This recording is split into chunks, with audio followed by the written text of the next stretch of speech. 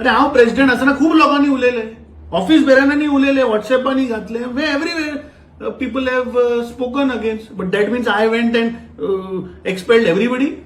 तुका example दिलें मरे विकास प्रभुदेसायचें, म्हजे कडेन रिपोर्ट आहा. If required I will make it public also one day. Sir, Amit पाटकरान एक प्रेस कॉन्फरन्स घेतलेली आणि त्या प्रेस कॉन्फरन्सान तेणी तुमचें नाव घेतलेलें आसा आणि तेजे कडेन एक रिपोर्ट कार्ड आसा आणि गरज पडली जाल्यार तो पब्लीक करतलो. हेजेर तुमचें मत कितें आसा?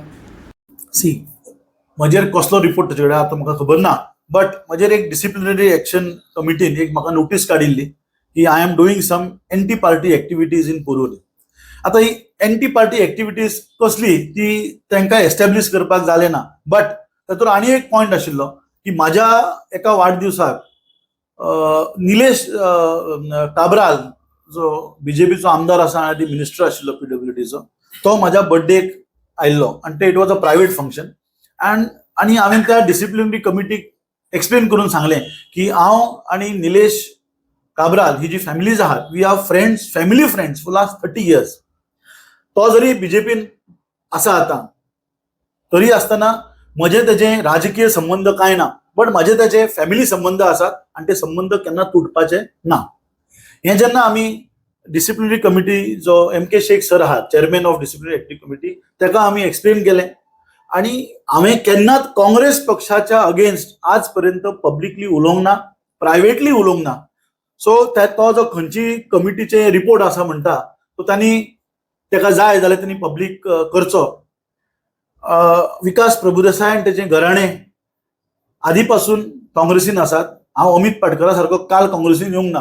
म्हाका काँग्रेस कितली खबर आहा, काँग्रेसीची आयडियोलॉजी म्हाका कितली खबर आसा. सो हो जो परत सांगता तुमकां, हो दिशाभूल करपाची जी स्टेटमेंटां करता, म्हाका दिसता हाचेरच डिसिप्लिनरी एक्शन कितें तरी जावंक जाय, नाजाल्यार हो हातांतलो सुट्टलो आनी लोकांक मिसगायड करतलो. थोडे दीस पयलीं, थोडे म्हयने पयलीं सॉरी, अमित पाटकरान एक स्टेटमेंट केलो की my balance sheet is zero for year 2025-26 and my income is zero. This means I have sacrificed all my everything to strengthen the Congress party. So ultimately, ताचेरच हांवें त्या गांवकरी चॅनलांनी सांगिल्लें आनी तुमकां आतां सांगलां, हाचेर एक ऑडिट जावपा जाय.